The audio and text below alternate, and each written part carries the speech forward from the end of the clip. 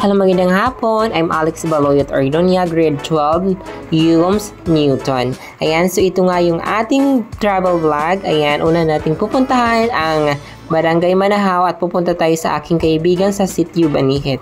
Ayan, ang mga kaibigan sa hindi nakakaalam ang Sitio Banihit ay parte siya ng Barangay Manahaw. Hindi, maliit nga lang siya doon na compound. Ayan, at pupunta tayo ngayon doon. Siyempre, ipapakita ko sa inyo kung ano ang mga ginagawa nila doon. Ayan, so ito nga yung kaibigan ko na naka-orange. Ayan siya. So, nanguha nga sila ng dalo-dalo. Isa sa pangunahing kabuhayan nila doon sa Barangay Manahaw. Ayan, o diba ang dami. At pwede siyang ibenta, pwede din siyang para lang sa pansariling pang-ulam. Ayan, o diba? Ayan mga kaibigan, ayan. So, yan tayo, dito tayo sa Sitio Banihit. Ilan lang mga bahay dito pero maganda dito, tahimik. Payak ang pamumuhay nila. Ayan. Oh, yan ang kaibigan ko. Ayan, ang dami nilang nakuha mga kaibigan. Ayan. Di ko alam yung kung anong tawag dyan, basta lamang dagat siya.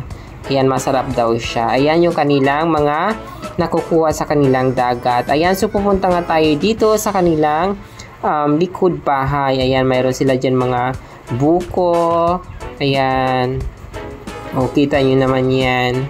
O, diba? Ang ganda dito sa kanilang village. Ayan. So, syempre, ang susunod nating pupuntahan mga kaibigan ay ang pupunta tayo sa may dadaan tayo sa Barangay Maragano. Ayan, pupunta tayo sa Barangay Kabatuan bago sa Bayan ng Mapanas. Ayan mga kahagay, kung nakikita nyo naman sa daanan natin, syempre sino ba naman ang hindi nakakaalam dito na napakagandang tanawin dito at napakagandang mga views, o diba? Diba? Sa mga gustong pumunta dito, punta na kayo dahil maganda talaga dito. Papunta ng saan ba ito papunta? Basta, ang ganda mag-travel, diba?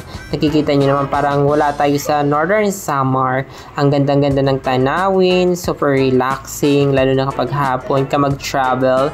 Sobrang ganda talaga.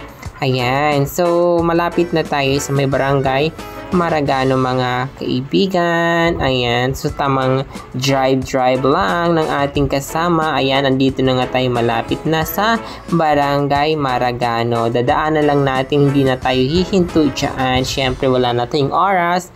Ayan ang Barangay Maragano, maliit lang siya na barangay pero maayos naman yung kanilang pamumuhay dito. Ayan, shout out sa Barangay Captain ng Maragano na si PB Nicanor. Ayan, so yan yung kanilang barangay dyan. Nakapunta na ako dyan once. Ayan, so patuloy tayo magta-travel or magta-drive papunta ng Barangay Kabatuan. Ayan, para sa ating travel vlog. Ayan, mayroon tayong driver dyan dahil hindi naman talaga tayo marunong mag-drive. Ayan, malapit na nga tayo sa Barangay Kabatuan mga kaibigan. So, first time ko rin dito makapunta dito sa Barangay Kabatuan. So, makikita natin na konti kung gaano kaganda ang Kabatuan. So, hindi na ako mag-iikot-ikot dito dahil nga syempre wala na ding oras. Pupunta pa tayo ng Mapanas. Ayan. So, makita nyo naman malawak talaga yung Kabatuan. Diba? Papasok na tayo dito sa kanilang barangay. At, ayan na nga. Nakikita na natin ang ganda ng kanilang barangay. Yan, so Barangay Kabatuan, shout out. Andito tayo sa bahay ni King Lux. Ayan. O diba? May mga nagha-hi-hi pa dyan. And magpa-shortcut tayo para madali yung ating video.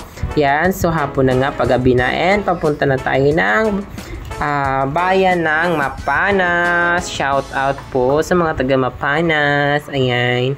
So hindi na tayo nag-iikot-ikot kasi maubusan tayo ng time.